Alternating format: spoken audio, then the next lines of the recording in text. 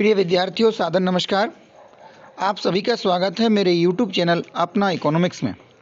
आज के वीडियो में मैं आपको माध्यमिक शिक्षा मंडल मध्य प्रदेश द्वारा जारी प्रश्न बैंक पर आधारित कक्षा 10वीं सामाजिक विज्ञान की जो प्रश्न बैंक का जो अध्याय 1 है, जिसमें भारत में संसाधन भाग 1 और भारत में संसाधन भाग 2 के महत्वपूर्ण प्रश्नों को लेके आया हूँ।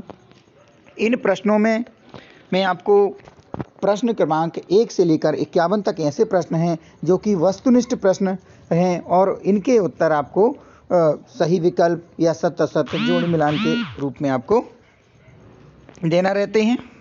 इसके बाद प्रश्न क्रमांक 1 से लेकर 10 तक ऐसे प्रश्न हैं जो आपके ज्ञान परख वाले प्रश्न हैं, विषय पर आधारित प्रश्न हैं।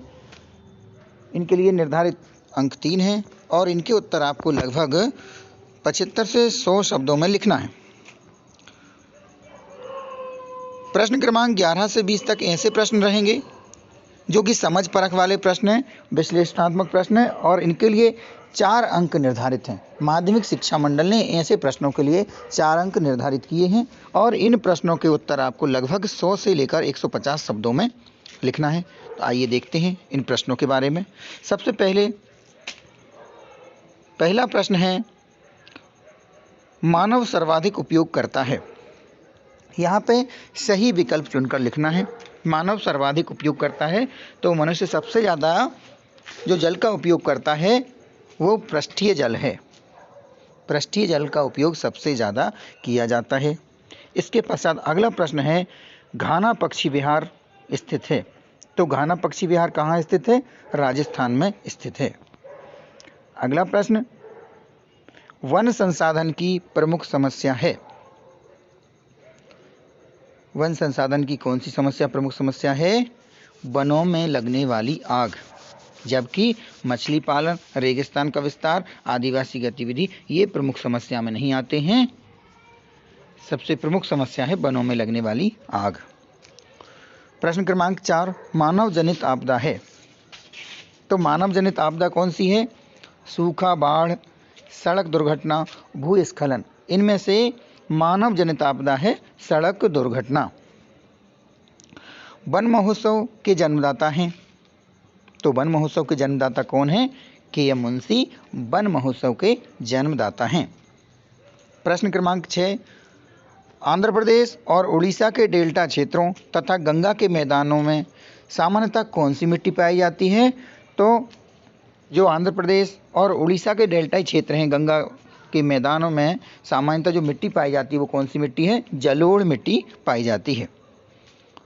प्रश्न क्रमांक 7 से हमारे ये शुरू होते हैं रिक्त स्थानों की पूर्ति, यानी हमें जो प्रश्न रहेगा उसमें रिक्त स्थान की पूर्ति करना है। प्रश्न क्रमांक 7, सामाजिक वानिकी योजना को रिक्त स्थान से वित्तीय सहायता प्राप्त हो रही है। सही उत्तर है विश्व बैंक। सामाजिक वानिकी योजना को विश्व बैंक से वित्तीय सहायता प्राप्त हो रही है। प्रश्न क्रमांक 8, वन अग्नि नियंत्रण परियोजना रिक्त स्थान के सहयोग से संचालित है। तो वन अग्नि नियंत्रण परियोजना UNDP के सहयोग से संचालित है। प्रश्न क्रमांक 9, वन अग्नि नियंत्रण परियोजना रिक्त स्थान के सहयोग से संचालित है। तो यह इसका उत्तर है UNDP। यह प्रश्न आपकी जो माध्यमिक शिक्षा मंडल की जो प्रश्न बैंक है उसमें 2 बार अंकित है। इस कारण से मैंने आपको 8वें और 9वें प्रश्न में एक ही प्रश्न है, मैंने प्रश्नों का क्रम नहीं बदला है। आइए अगला प्रश्न देखते हैं। प्रश्न क्रमांक 10, संयुक्त वन प्रबंधन व्यवस्था में रिक्त स्थान का महत्वपूर्ण स्थान है। तो संयुक्त वन प्रबंधन में वन सुरक्षा समितियों, यहाँ पर रिक्त स्थान में भरना है वन सुरक्षा समितियों। संयुक्त वन प्रबंधन व्यवस्था में वन सुरक्षा समितियों का महत्वपूर्ण स्थान है। प्रश्न क्रमांक 11, भारत में केवल रिक्त स्थान प्रतिशत भूभाग पर वन है। तो यहाँ पर आएगा 20.64।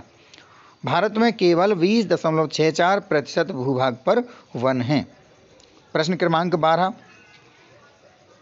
मिट्टी में उर्वरता की कमी को रिक्त स्थान कहते हैं। तो मिट्टी में उर्वरता की जो कमी हो जाती है उसे कहते हैं मृदा अपरदन। क्या कहते हैं? मृदा अपरदन कहते हैं।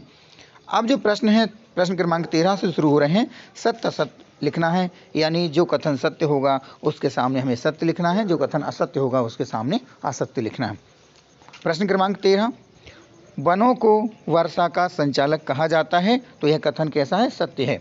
वनों को वर्षा का संचालक कहा जाता है। अगला प्रश्न है, वनों के कारण मिट्टी की ऊपरी सतह बह जाती है। वनों के कारण मिट्टी की ऊपरी सतह बह जाती है, यह कथन कैसा है? असत्य है, क्योंकि वनों के कारण मिट्टी की ऊपरी सतह नहीं बहती, बल्कि वन मिट्टी की जो सतह रहती है उसको बहने से रोकते हैं, मृदा अपरदन को रोकते हैं। प्रश्न क्रमांक 15, काली मिट्टी कपास उत्पादन के लिए उपयुक्त है, तो यह कथन एकदम सत्य है। काली मिट्टी कपास उत्पादन के लिए उपयुक्त होती है, अच्छी होती है। प्रश्न क्रमांक 16, वन जलवायु को नियंत्रित कर पर्यावरण संतुलन में सहयोग करते हैं, यह कथन सत्य है। वन जलवायु को नियंत्रित कर पर्यावरण संतुलन में सहयोग करते हैं। प्रश्न क्रमांक 17, केंद्र सरकार ने सन 1955 में केंद्रीय वन आयोग की स्थापना की, यह कथन असत्य है, क्योंकि केंद्रीय वन आयोग की स्थापना कब हुई थी? 1965 में हुई थी, इस कारण से यह कथन असत्य है। प्रश्न क्रमांक 18, लिग्नाइट सर्वोत्तम प्रकार की मिट्टी है, यह कथन भी असत्य है, क्योंकि लिग्नाइट मिट्टी का प्रकार नहीं है। लिग्नाइट कोयले का प्रकार है और यह घटिया किस्म का कोयला होता है, निम्न कोटि का कोयला होता है, तो लिग्नाइट सर्वोत्तम प्रकार की मिट्टी है, यह कथन असत्य है। अगला प्रश्न क्रमांक 19, एक शब्द या एक वाक्य में उत्तर लिखिए। यहाँ से हमें ऐसे उत्तर लिखना है, जो छोटे छोटे उत्तर इनको लिखना है। नदियों के निक्षेप से कौन सी मिट्टी बनती है? तो नदियों के निक्षेप से, यानी जो पानी के साथ बहकर आते हैं कण मिट्टी के, उससे कौन सी मिट्टी बनती है? जलोढ़ मृदा, जलोढ़ मिट्टी बनती है। प्राचीन जलोढ़क का स्थानीय नाम क्या है? तो प्राचीन जलोढ़क का स्थानीय नाम बांगर है। क्या है? बांगर। कौन सी मिट्टी कपास की फसल के लिए उपयुक्त होती है? तो कपास की फसल के लिए काली मिट्टी उपयुक्त होती है। मानव सर्वाधिक किस जल का उपयोग करता है? तो मानव सर्वाधिक मात्रा में पृष्ठीय जल का उपयोग करता है। प्रश्न क्रमांक 23, डेल्टाई भागों में सामान्यतः कौन सी मिट्टी पाई जाती है? तो डेल्टाई भागों में सामान्यतः जलोढ़ मिट्टी पाई जाती है। पेड़ पौधों और जीव जंतुओं के सड़े गले अवशेषों को क्या कहते हैं? प्रश्न क्रमांक 24 में पूछा गया है कि पेड़ पौधों और जीव जंतुओं के सड़े गले अवशेषों को क्या कहते हैं? तो ह्यूमस कहते हैं, यानी पेड़ पौधों और जीव जंतुओं के सड़े गले अवशेषों को ह्यूमस कहते हैं। अब आता है सही जोड़ी बनाइए। प्रश्न क्रमांक 25 में हमें सही जोड़ी बनाना है। यहाँ पर मैंने सही जोड़ी बनाने के लिए अलग अलग रंगों से इनको हाईलाइट कर दिया है। जैसे काली मिट्टी की सही जोड़ी किससे मिलेगी? महाराष्ट्र से। काली मिट्टी जो उपयुक्त जो विकल्प दिए हैं, इन विकल्पों में जो जोड़ी मिलेगी वो महाराष्ट्र से मिलेगी। गिर राष्ट्रीय उद्यान कहाँ है? गुजरात में है। वन संरक्षण अधिनियम 1980 कार्बेट उत्तराखंड में है और पेरियार केरल में है। इसी प्रकार से विद्यार्थियों, मैं आपके लिए कक्षा 9वीं और 10वीं में सामाजिक विज्ञान विषय और कक्षा 11वीं 12वीं में अर्थशास्त्र विषय की सभी इकाइयों के प्रश्न बैंक एवं उन प्रश्नों के उत्तर के वीडियो को YouTube चैनल पर उपलब्ध कराता रहूँगा। आप लोग बने रहिए मेरे साथ अपना इकोनॉमिक्स चैनल पर।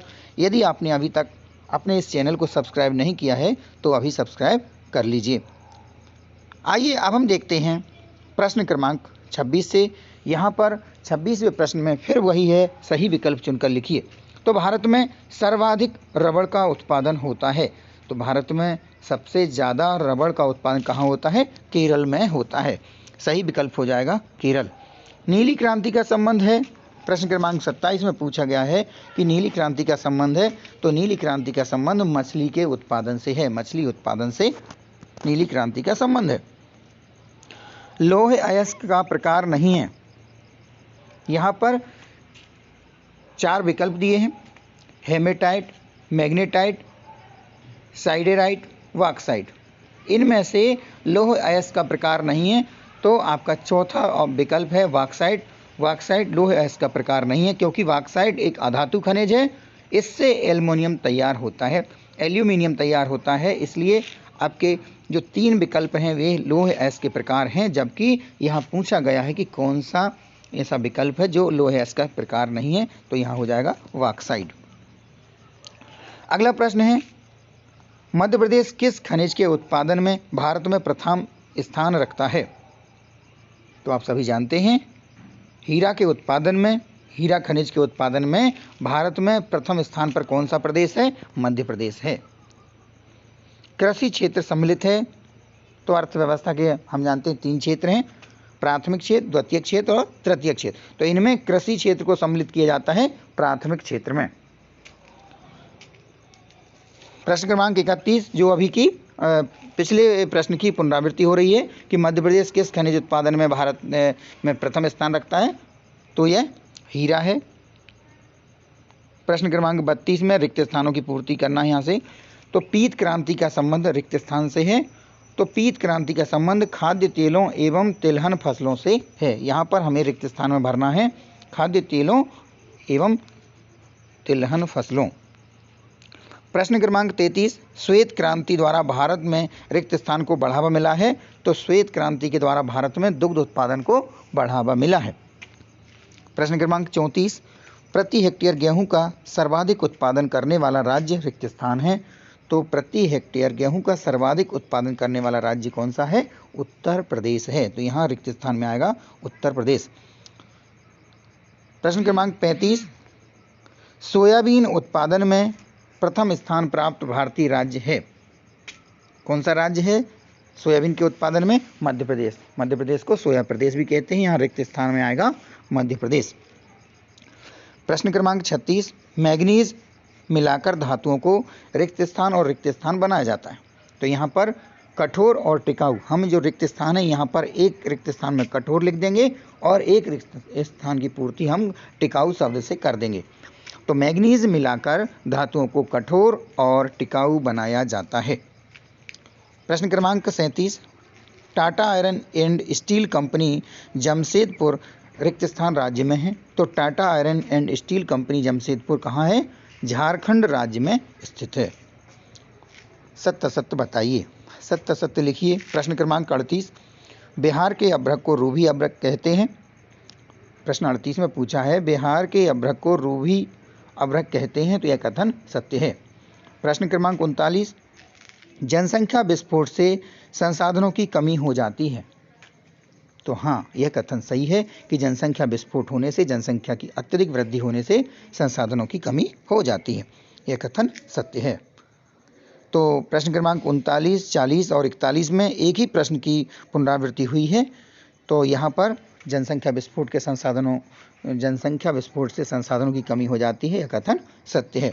आइए अब हम देखते हैं प्रश्न क्रमांक 42, सोयाबीन का सर्वाधिक उत्पादन बिहार में होता है, यह कथन असत्य है, क्योंकि सोयाबीन का सर्वाधिक उत्पादन कहाँ होता है?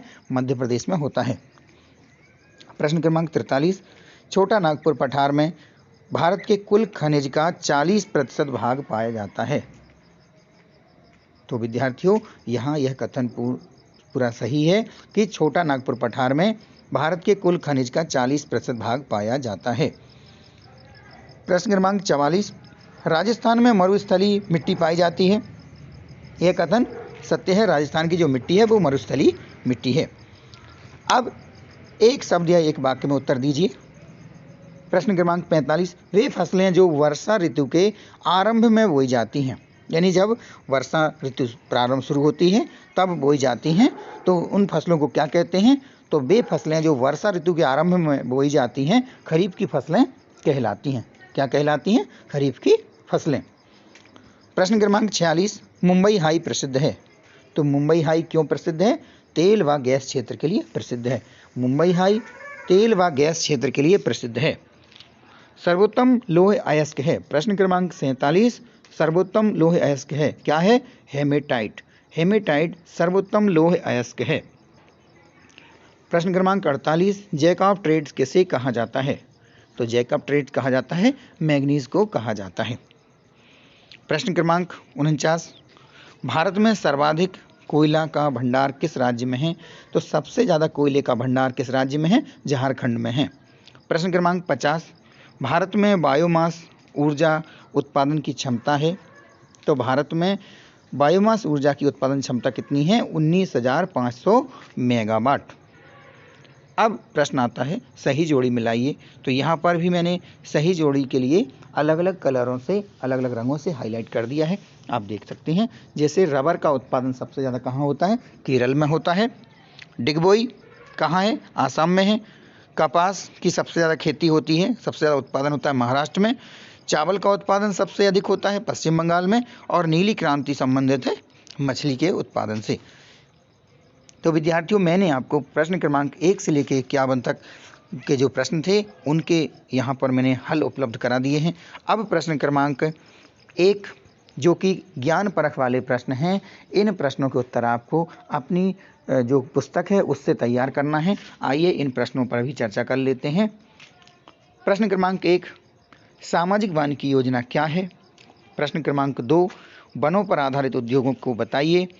प्रश्न क्रमांक 3, वन जलवायु को कैसे नियंत्रित करते हैं? प्रश्न क्रमांक 4, मृदा अपरदन व मृदा संरक्षण को समझाइए। प्रश्न क्रमांक 5, जल प्रदूषण को रोकने का उपाय बताइए। प्रश्न क्रमांक 6, वन्य प्राणी संरक्षण के उपाय लिखिए। प्रश्न क्रमांक 7, वनों से प्रत्यक्ष लाभ कौन कौन से हैं? प्रश्न क्रमांक 8, मृदा परिच्छेदिका से क्या तात्पर्य है? प्रश्न क्रमांक 9, मानव जीवन में मृदा का क्या महत्व है? प्रश्न क्रमांक 10, वर्षा का जल संरक्षण क्यों आवश्यक है? वर्षा का जो जल है, बरसात में जो बरसात होती है उसके जल को संरक्षण करना क्यों आवश्यक है? तो इन प्रश्नों के जो उत्तर हैं आपको 75 से लेकर 100 शब्दों तक के लगभग देना है। अब हम उन प्रश्नों की बात करते हैं जो ज्ञान परख वाले प्रश्न हैं। इनके लिए 4 अंक निर्धारित हैं और इन प्रश्नों का उत्तर आपको लगभग 100 से लेकर के 150 शब्दों में देना है। प्रश्न क्रमांक 11, नकद व व्यापारिक फसलों से क्या आशय है? प्रश्न क्रमांक 12, श्वेत क्रांति व पीत क्रांति में अंतर स्पष्ट कीजिए। प्रश्न क्रमांक 13, अभ्रक का क्या उपयोग है? प्रश्न क्रमांक 14, भारतीय खरीफ फसलों को बताइए। प्रश्न क्रमांक 15, श्वेत क्रांति से आप क्या समझते हैं? प्रश्न क्रमांक 16, खनिज पदार्थों का क्या महत्व है? प्रश्न क्रमांक 17, हरित क्रांति से आप क्या समझते हैं? प्रश्न क्रमांक 18, भारत के प्रमुख कृषि उपजों का वर्णन कीजिए। प्रश्न क्रमांक 19, आधुनिक युग में लोहे का क्या महत्व है? प्रश्न क्रमांक 20, ऊर्जा के गैर परंपरागत साधनों का वर्णन कीजिए। तो विद्यार्थियों, मैंने आपको यहाँ पर 51 ऐसे प्रश्न के उत्तर बता दिए हैं जो कि सही विकल्प जोड़ी, सही जोड़ी मिलान का था और रिक्त स्थान के थे, यानी वह जो वस्तुनिष्ठ प्रकार के प्रश्न थे उनके मैंने आपको हल उपलब्ध करा दिए हैं। इसके पश्चात जो 3 अंक और 4 अंक वाले प्रश्न हैं इनके उत्तर आपको अपनी पुस्तक से तैयार कर लेना है। आपने इस वीडियो को देखा, आप सभी का बहुत बहुत धन्यवाद।